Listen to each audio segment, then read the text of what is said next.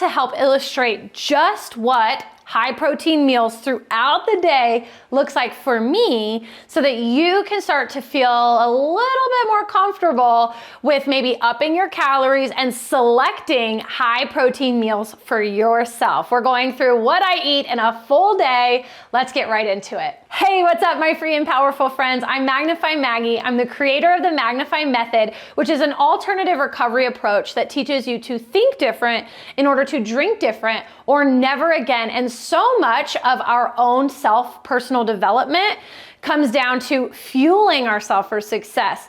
And it was learning about the appropriate portion sizes of protein, carbs, and fats that really led me to feel energized and have that energy for my active lifestyle, so that I'm positive and that I'm always going after my goals. So we are diving in today. Make sure that you subscribe, because I'm always bringing nutrition and fitness content just like this, so that you are educated and inspired.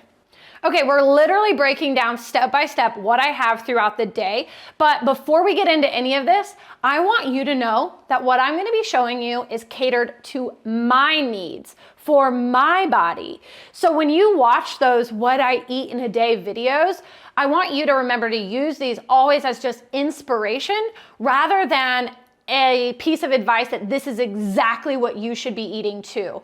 It's so important with nutrition that you perhaps work with a professional, a real live person that helps you calculate your exact targets and your exact needs for total daily calories and protein.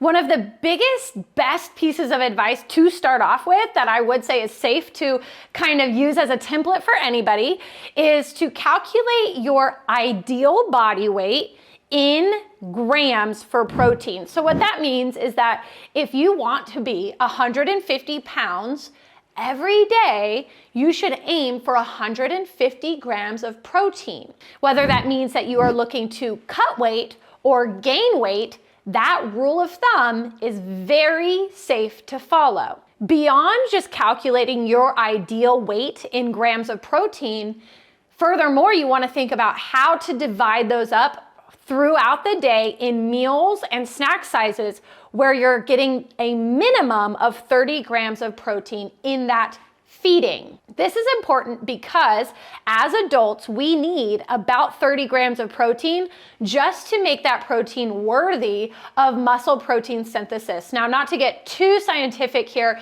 protein is made up of amino acids. And if we don't have the right amount, think about almost a dosage of medicine. If we don't have the right amount of quality protein, we don't have the right amount of amino acids to actually build and repair our muscles. So we want to aim for that high quality protein in at least 30 grams per feeding.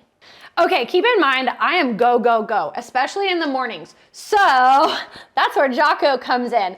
I typically, during the weekdays, always have a protein shake to start my day. I go ahead and make sure that my protein shake have at least 30 grams of protein, but I actually get in about 45 to 60 grams of protein in my breakfast shake. This is how I do it. I use Jocko protein. This is the Jocko Milk. I also have a discount link for you below, so check that out. All of the Jocko Origin Main Jocko Fuel products are super clean and great for digestion, probiotics. They've got lots of micronutrients and the appropriate amount of those amino acids in here. So I love to support the Jocko brand, but I also add in, this is kind of crazy, egg whites, raw egg whites. You see, the idea is that we get the most of our protein from actual animal products. Protein powder is amazing and it will save you, but it should be known as a supplement, hence why it is a protein supplement. So I pour 8 ounces of all natural egg whites into my shaker cup. And yes, this is safe to consume right out of the packaging because it is pasteurized. So you can literally gulp, gulp, gulp, drink that up. And what I want to emphasize here is that you check on the ingredients panel that it just says 100% liquid egg whites and not egg white product. Ooh, that's a little like mystery meat. You never know what you're gonna get. So I start off with 8 ounces of this, no lie. And then I personally am a big fan of dairy. Dairy is a great source of vitamin D as well as calcium and other micronutrients. So I use 4 ounces or so of whole milk that is organic, and A2 type is actually a little bit more efficient for digestion. I've got about 12 ounces of liquid in my container before I add my scoop of Jocko Milk. Again, that gets me around 50 grams of protein depending on my measurements for that day, and it's so easy to just chug, chug, chug. In addition to that, I also follow it up with a whole food multivitamin. In order for us to get all of the micronutrients that we need throughout the day, we would actually need to consume about 5,000 calories of veggies and high volume, high nutrient foods. And that's really hard. So I really suggest somebody taking a whole food multivitamin every day. And that gives me a little extra pep in my step. So that's breakfast. That's a wrap. All right, if you've been watching the Magnify Maggie YouTube channel videos, you know that we also want to incorporate some carbs, and we want to be eating about every 2 to 3 hours. So about 2 to 3 hours after breakfast, I go ahead and implement my little carb snack. Now, carbs are often very feared and very demonized, but it's all about being a carb snob and just picking the right ones. So with carbs, think about the most natural form that you can get. So bananas are a big go-to for me, and then also apples, great fiber content here as well. Something that I do love that is processed but pretty dang natural are these Alyssa's bites. So there's healthy vegan bites. There are also healthy oatmeal bites. Ingredients are very similar. I've done a lot of digging through these and they're almost the same. The only difference is the vegan ones have no egg whites. So they're really yummy. 2 cookies per serving are only 80 calories, but that's a nice little snack to tie you over before your high protein lunch. So about 2 to 3 hours after my breakfast snack, it is time for lunch. Now, if you check out my meal prep video, you will see that sometimes I have leftovers from our prep the night before or from a Sunday bulk prep session. And sometimes I just have a meal prep service make it for me and deliver it to my door. Such a great use of time and money investment. We find that we don't spend as much at the grocery store and we don't waste as much. Just so convenient. If you have a super busy lifestyle, it's a no-brainer. If I don't have this, then what I usually have are prepped chicken thighs and then some sort of appropriate carb and fat side. So that might be diced air-fried potatoes that have a little bit of olive oil in there, and then maybe some steamed broccoli with seasoning. So I always try to add in just a variety of sides that are also going to provide vitamins and minerals, those micronutrients, as well as just a little extra fun on the side of the protein. But remember, you want to hit about 30 grams minimum of protein. So that means at least 5 ounces of your protein source, your chicken breast, your salmon, your beef. Get 5 ounces minimum. So I typically eat lunch about 12:30 or 1. So by 3:30 or 4 o'clock, I am ravenous. That's a really good sign that your body is digesting appropriately and using that energy for you. You're gonna start feeling really hungry when you have your meal timing appropriate. So next up, remember I had my carb snack in between breakfast and lunch. Now it's time for my extra protein outside of my meals. So my afternoon snack is a high protein snack, and I've got a lot going on here. The first go-to for me are these packets of tuna mixed with some cottage cheese. This is a hard sell. A lot of people will be like, no way, Jose. But if you give this a try, if you're open to cottage cheese and tuna, mix it up. It actually tastes really good. And what I do is I add a little bit of extra crunch and flavor by mixing those two and then using these natural pita chips as the scoop. And so I get a little bit of that crunch and yummy carb source too. So you'll see together, this equals about 30 grams of protein. So 15 grams of protein from this packet of tuna. You could also double that up and have 2 of these if you're not a cottage cheese fan. Have 2 of these, still use some pita chips to scoop, or Like I said, do kind of that puzzle piece where you're placing something that's 15 grams with something else that's 15 grams. For one serving of cottage cheese, it is about 14 grams of protein. I just add a little extra and I know that I'm hitting all my bases. Some other protein snack ideas are things like these Oikos Pro yogurts. Eating 2 of them is very important because one only has 20 grams of protein and 140 calories. This is a great snack if you pair these together.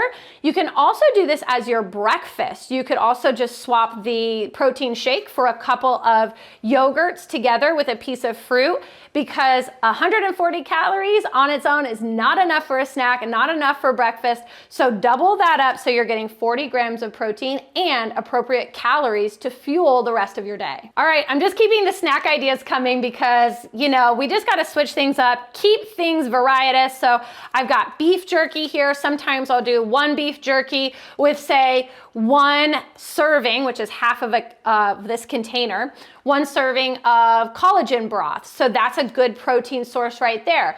You could do, say, a protein bar, 20 grams of protein here with one of those beef stick snacks. You could do one of my favorite treats, I wanted to call it a Pop-Tart, but legally it's not. It is a tasty pastry. And these are basically Pop-Tart mimics, high protein and low carb. Now, one of these is only 20 grams of protein. You know, I'm trying to hit that 30. So sometimes I'm a real weirdo and I'll eat this and have like a couple bites of cottage cheese or a couple bites of yogurt just to push me past that 30 grams of protein. You kind of have to become obsessed with 30 grams of protein as that threshold, because you'll find that so many sources are really only providing about half of a serving of protein. You want to think about 30 grams being your serving no matter what. Okay, we've talked breakfast, snack time, and lunch, then afternoon snack. So let's get to dinner. So dinner very much looks like whatever my lunch was. I will either have a prepped meal or we will cook, kind of those theme nights. Again, check out that meal prep video where we'll have something that's grilled on Mondays. Taco night is Tuesday. Wednesday night is pasta night, where it's actually high protein pasta, large portions of chicken or beef and just a little bit of pasta. So we've got these themes for our nights. Or a lot of times we like to eat out. So we'll go get Mediterranean food. I love a lamb gyro plate. It always comes with brown rice and a nice salad. And typically Mediterranean cuisine will cook with olive oil, which is really good type of fat.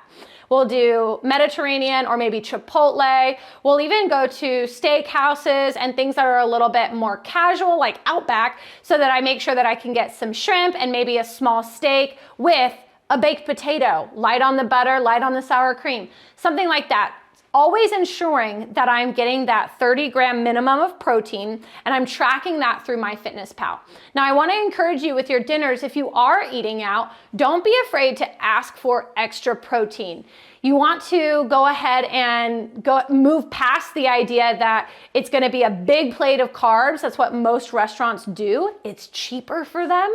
So instead of letting them just go ahead and peddle all these carbs with a tiny piece of protein, ask them for maybe double chicken breast, or ask them if you can add a side of shrimp, something like that, so that you're leveling up the protein quality and quantity and hitting your targets. And the best news is that then you could take whatever carb source they put in high ratio, take that home and use that as your carb side for your high protein lunch tomorrow. So again, just some strategies, some tips and tricks. If all in all, you're too busy to eat out, you're too busy to meal prep, those meal prep companies really do come in handy. A lot of times I've been finding that I'm repeating my meal preps at night as well. So I'm eating those for lunch and dinner. A great company is Hugo Lauren, again, here in Las Vegas, or on a national level, Icon Meals is great. Now, I hope this information doesn't leave your head spinning, feeling intimidated, like, how can I possibly eat that way? You'll notice a lot of the things that I have in front of you today were just simple items that I happen to piece together. It's all about simplicity for me. I'm not a fan of cooking necessarily, so I want it fast and I want it healthy. And this is how I've built my lifestyle so that I'm always keeping my metabolism and my energy buzzing with high protein meals and snacks throughout the day. And don't forget, I'm here to help you. If this was overwhelming, then make sure you check out the description below. There's tons of links. We can hop on a nutrition consultation for you. Again, it's such a wise investment to get a professional involved when trying to figure out your lifestyle and what eating style will accompany and complement that most, with your goals in mind. So don't be afraid to reach out, and also leave a comment. Which snack or which meal item was your absolute favorite? I would love to know. And if there are any favorites that you have on deck, leave those as suggestions so that we can share with our community. I'd love to hear your feedback, and as always, stay tuned for the Sunday and Thursday video, because I'm here helping you learn to think different in order to drink different or never again.